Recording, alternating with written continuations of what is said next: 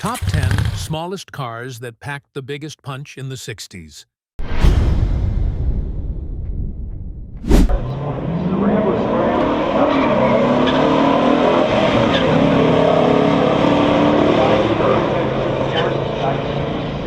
The 1966 Nova SS327 was a screamer no contest one fan wrote.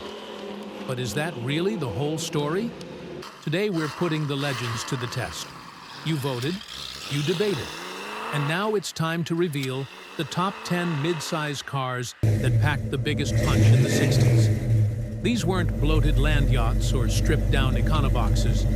These were lean, mean, mid-size machines built to surprise everything from stoplight challengers to full-size muscle cars. From underrated Mopars and aluminum block sleepers to straight-up dragstrip assassins, we're looking at horsepower torque weight and real-world performance. Some are obvious picks. Others might just change your mind. If you think mid-size meant mild, think again. So which one truly delivered the hardest punch for its size? Stick around to find out. And as always, drop your take in the comments, because this garage is always open for debate.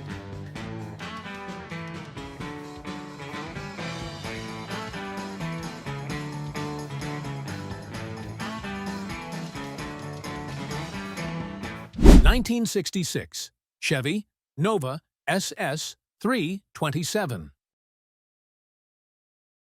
In 1966, Chevrolet took a humble compact and turned it into one of the most feared street machines of the decade. The Chevy Nova SS with the L79 327 was a game-changer, a true muscle car hiding in plain sight. On the outside, it looked modest and unassuming, almost like something your grandmother would drive to church. But under the hood sat a high-revving 327 cubic-inch small block V8, pumping out a factory rated 350 horsepower. This engine, shared with the Corvette, was no joke. What made the Nova SS special wasn't just the power, it was the combination of that power with a curb weight under 2,900 pounds. That gave it a razor-sharp power-to-weight ratio and blistering acceleration, clocking 0 to 60 miles per hour in under 6 seconds. That kind of performance in a lightweight mid-size package made it a favorite at the drag strip and on the street. And because it didn't scream performance, it caught many by surprise, a textbook sleeper. With its clean lines and compact dimensions, it was the perfect blend of style, muscle, and street credibility. The fans got it right. This car earned a whopping 70% of the vote in our poll, and for good reason. It delivered big performance without big size or big price. The 1966 Nova SS327 wasn't just fast. It was a street-legal rocket with a small footprint and a big heart. Were you one of the fans who voted for it? Let us know in the comments.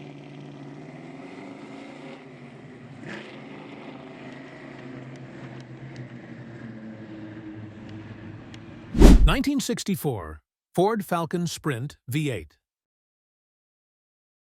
The 1964 Ford Falcon Sprint V8 was a compact car with a serious performance attitude, an early sign of the muscle car movement that would explode just a year later.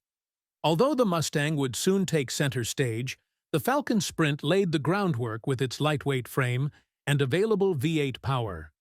Fitted with either a 260 or an optional 289 high-performance V8, the Falcon Sprint delivered surprising acceleration for such a small car, especially when paired with a 4-speed manual transmission.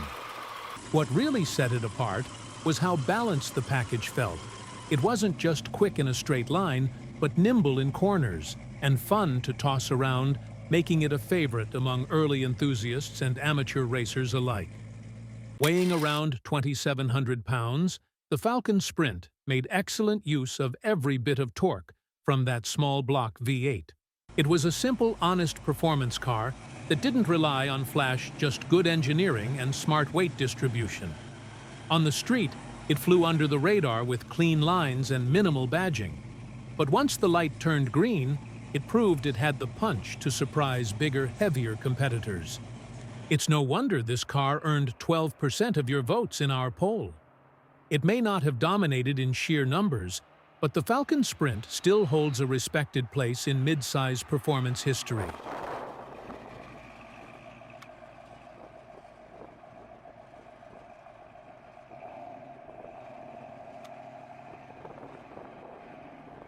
(1967) Dodge Dart GT273. I first laid eyes on a 1967 Dodge Dart GT273 at a local Mopar meet in Southern California, tucked between a pair of big block Chargers and a Roadrunner. It didn't scream for attention, no wild stripes, no scoops, but there was something about its stance and the dual exhaust tips that made me take a closer look.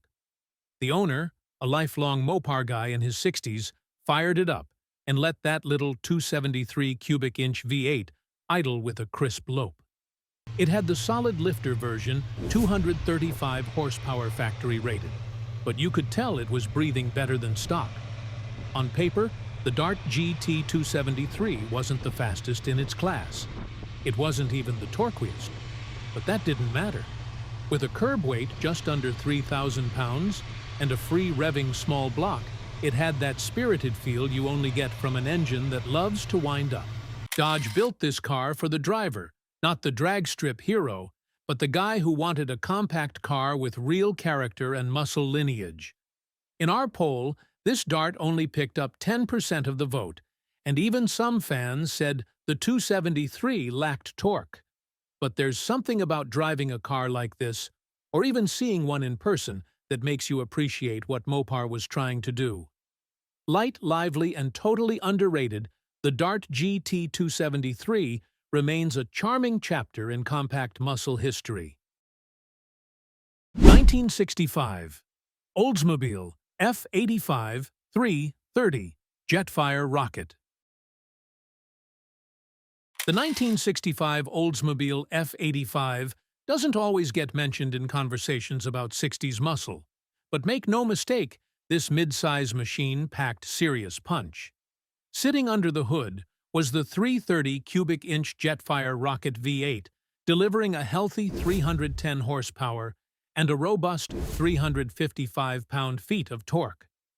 While other mid-size cars were playing catch-up, Oldsmobile engineered this car to feel refined yet muscular with smooth power delivery and plenty of low-end torque for highway pulls or stoplight sprints. At around 3,200 pounds, the F85 wasn't the lightest car on the list, but it made up for that with comfort upscale features and that powerful Rocket V8 that never felt overworked. Whether paired with a 4-speed manual or automatic, it responded quickly and with authority. It gave drivers a more mature muscle car feel without sacrificing performance. The F85 was like the gentleman's muscle car, strong composed, and just aggressive enough to be fun without drawing too much attention. On the outside, the styling was clean and understated, which only added to its sleeper appeal. Many who saw it coming had no idea what lurked under the hood. While it only earned 7% of the votes in our fan poll, those who've driven one know the truth. It had muscle car DNA before the term muscle car even became mainstream. The F85 330 Jetfire Rocket deserves far more respect than it usually gets.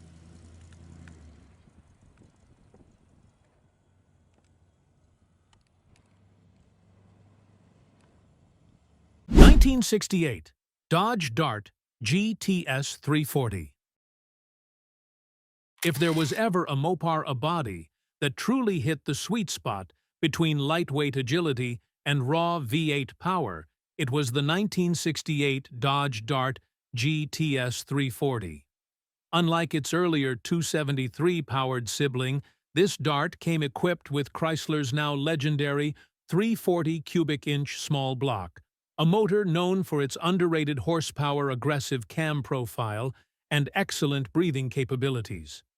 Officially rated at 275 horsepower, most Mopar fans will tell you it was closer to 310 in reality, especially with proper tuning and free-flowing exhaust. I remember seeing one at a weekend drag event sleeper paint rally wheels and a throaty idle that made you do a double take. When it launched off the line, it didn't just accelerate, it attacked the pavement. The combination of high revving power, low curb weight, around 3,100 pounds, and optional 410 gears made it a menace on the quarter mile. And unlike the big block cars, the 340 Dart handled far better through corners and twisty back roads. Dodge gave this car a no-nonsense attitude. Minimal chrome, just enough badging to warn you, and performance where it counted. While it didn't get its due in our original fan poll, many would argue this is the ultimate Dart of the decade. For those who know what the 340 was really capable of, the GTS is more than just a mid-size car, it's Mopar's small block masterpiece. Have you ever owned or raced a Dart 340? Drop a comment and tell us your story.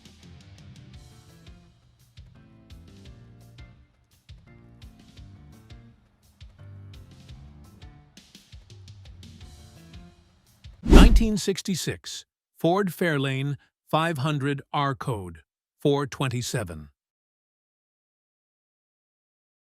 The 1966 Ford Fairlane 500 R code 427 was one of the most ferocious mid-size machines ever unleashed by the Blue Oval. Ford wasn't messing around with this one.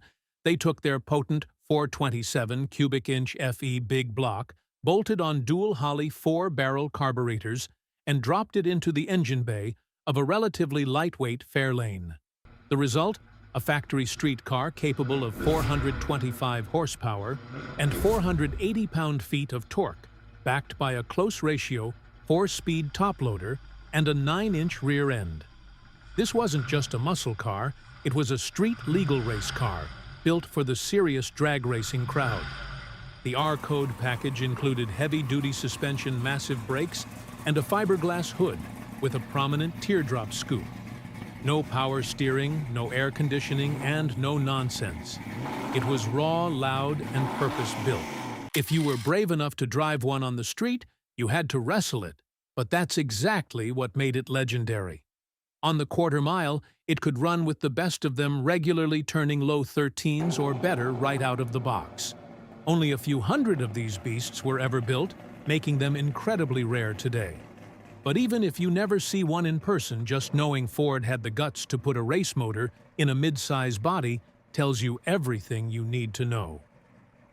The R-Code Fairlane was Detroit muscle at its most unfiltered.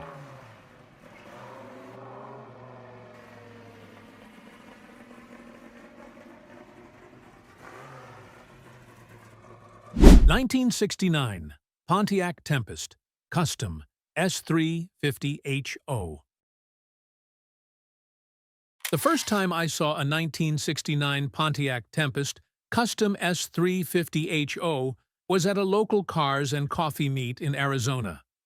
Parked quietly between a GTO Judge and a Chevelle SS396, it didn't look like much, no flashy stripes, no wild scoops. But the owner popped the hood, and there it was, a factory 350 high-output V8 with a 4-barrel carb high-compression heads and a performance camshaft. I could tell right away this wasn't your typical base model Tempest. He started it up, and the engine barked to life with a raspy tone that got people turning their heads.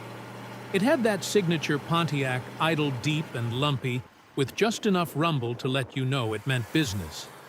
He told me the car was all original down to the Muncie 4-speed and 355 gears in the rear.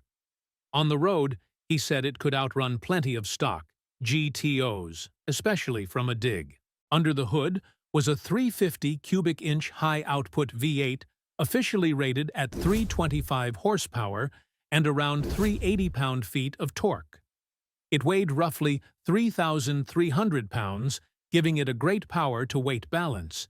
It could hit 0 to 60 miles per hour in under 7 seconds, which was serious business for a non-GTO midsizer. That's what made the Tempest 350HO so special. It was a true sleeper. For those who knew what they were looking at, it was one of Pontiac's best-kept performance secrets.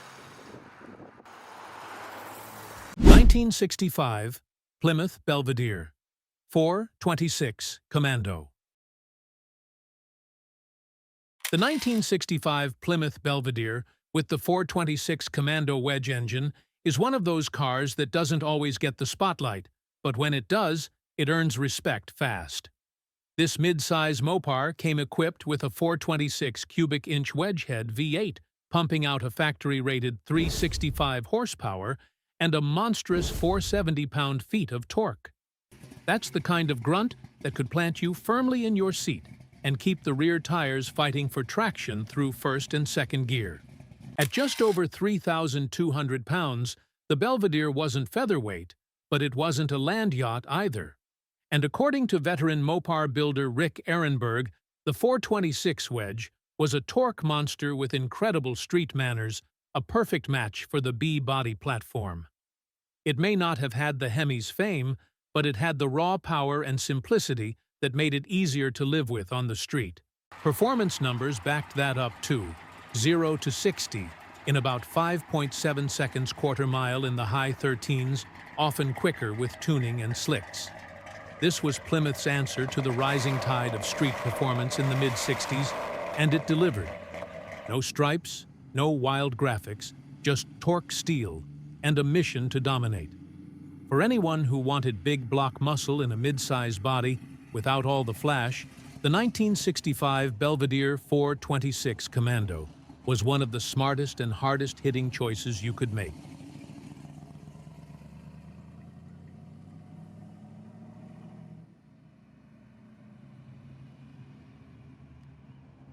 '64 Mercury Comet, Cyclone, 289. The 1964 Mercury Comet Cyclone is one of those forgotten gems of the early muscle era, sleek, compact, and packing serious potential under the hood. Designed as Mercury's sporty version of the Ford Falcon, the Comet Cyclone brought a bit more flair and performance to the table. Under its sculpted hood was the reliable and lively 289 cubic inch small block V8, producing up to 271 horsepower in its high-performance variant, the same engine that would soon power the early Mustang GTS.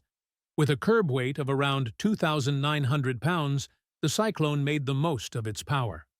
The result was a sharp driving car with quick throttle response and impressive acceleration for its size, capable of hitting 0 to 60 miles per hour in roughly 7.5 seconds. It also offered available 4-speed manual transmission and a sporty interior that set it apart from more basic Falcons and Fairlanes. Automotive historians and classic car reviewers often describe the Cyclone as one of the most underrated V8-powered compacts of the mid-60s, noting its balance of performance and daily drivability. While it never earned the same fame as its Ford cousin, those in the know appreciated its clean lines, solid build quality, and willingness to rev. The 1964 Comet Cyclone 289 was Mercury's answer to the muscle car movement before it even had a name, and it deserves its place among the greats.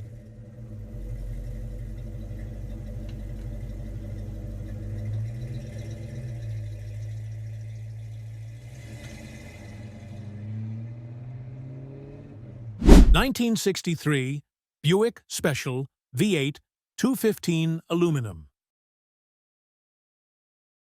The 1963 Buick Special, with the all-aluminum 215 cubic inch V8, was a truly innovative piece of engineering for its time. At a glance, this mid-size Buick might not seem like a powerhouse, but under the hood was a lightweight marvel, an aluminum small-block V8 that weighed just over 300 pounds and produced up to 200 horsepower and 240 pound-feet of torque. That may not sound earth-shattering today, but in a car that weighed only about 2,600 pounds, it delivered sprightly acceleration and sharp road manners.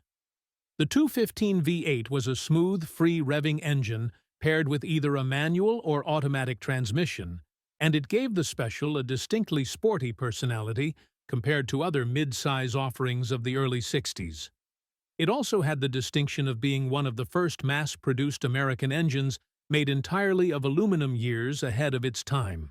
In fact, this very engine would later be sold to Rover in the UK and go on to power countless British sports cars and SUVs for decades.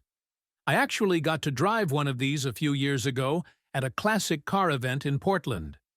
The owner let me take it for a short spin, and I was blown away by how light and responsive it felt. The throttle was crisp, the steering tight, and the V8 had a surprisingly eager pull.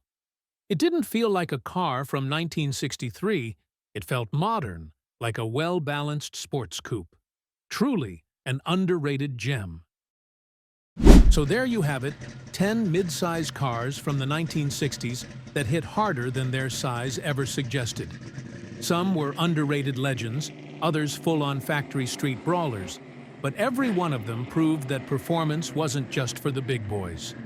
Whether you're a Nova fan, a Mopar diehard, or someone who loves the oddball aluminum V8s, this list had something for every kind of gearhead. Which one was your favorite?